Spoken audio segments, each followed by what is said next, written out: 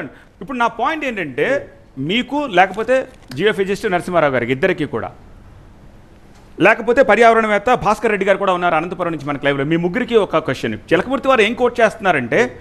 వర్షాలు పలానా నెలలలో రావడం అని చెప్పడం చాలా సహజం ఎనీబడీ కెన్ టెల్ ఆ తర్వాత వచ్చే 3 నెలలు తుఫాన్లు వస్తాయని చెప్పడం ఈజ్ క్వైట్ ఈజీ అంటున్నారు కానీ చిలకమూర్తి వారు ఏం కోట్ చేస్తున్నారు కేరళలో వస్తుంది అని చెప్తున్నారు కేరళలో ఎవ్రీ ఇయర్ రాదు కదా ఇప్పుడు మీరు చెప్తున్న సోకాల్ ఆయన పుస్తకంలో ఉత్తరాఖండ్లో వస్తుందని ఉత్తరాఖండ్లో ల్యాండ్ స్లైడ్స్ జరుగుతున్నాయి చిలకమూర్తి వారు మీరు కేరళ ప్రస్తావించలేదా కేరళ మీరు ప్రస్తావించారా లేదా చదివి వినిపించండి మీరు చదివి వినిపించండి స్క్రీన్ షాట్ పంపించండి నాకు నేను ప్లే చేస్తాను చదివి వినిపిస్తున్నాను చెప్పలేదా అయ్యా ఇలా చూడండి ఒక్కసారి నేను చదువు మేఘాధిపతి శుక్రుడు అవడం చేత పంచాంగ వర్షాకాలం యందు దక్షిణ భారతంలో కేరళ రాష్ట్రంలో అందులోను కేరళ రాష్ట్రంలో తూర్పు ఈశాన్య భాగాలైనటువంటి కేరళకి తూర్పు ఈశాన్యమైనటువంటి భాగాల్లో విశేషంగా కేరళ రాష్ట్రంలో దాంతోపాటు ఉత్తరాఖండ్ మరియు తూర్పు ఈశాన్య హిమాలయ ప్రాంతాల్లో వర్షం వల్ల ప్రాణ నష్టము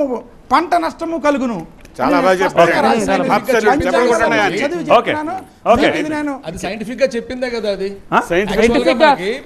ప్రపంచం మొత్తం మీద మనకి హాట్ స్పాట్ అనే ఒక భావన ఒకటి ఉంది సార్ మనకి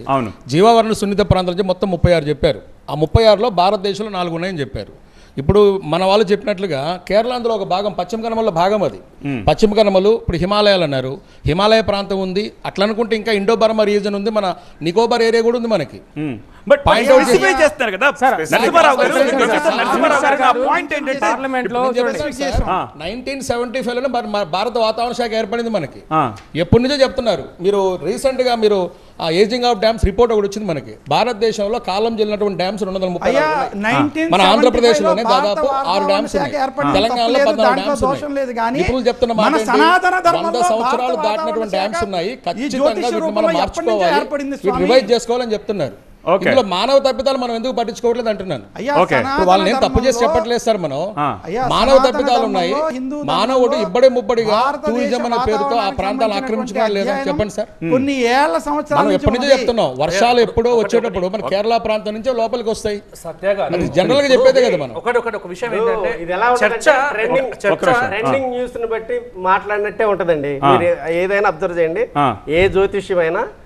కొత్తవి అనేది కాదు ట్రెండింగ్ న్యూస్ లాగా అంటే దాన్ని చూసి దాన్ని బట్టి చెప్తున్నారు 2019 లో 2019 లో వచ్చిందండి వయనాడు ఏరియాలోనే వచ్చింది మళ్ళా రిపీట్ అయింది వర్షం బాగా పడింది సార్ అట్లా అనుకుంటే పడే ప్లేస్ 2018 లోనే మాధవ్ గాడిలో రిపోర్ట్ ఇచ్చారు ఆయన వయనాడులో జరుగుతుంది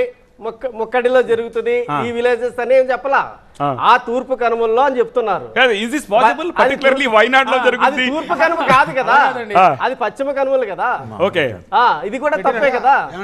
హైదరాబాద్ లో అగ్ని ప్రమాదం జరుగుతుంది అని అంటే హైదరాబాద్ జరుగుతుందని చెప్పారు కదండి సార్ పంచాంగ గణన అనేది మ్యాథమెటికల్ అనాలిసిస్ తోటి పంచాంగం శ్రవణం చేసుకుంటే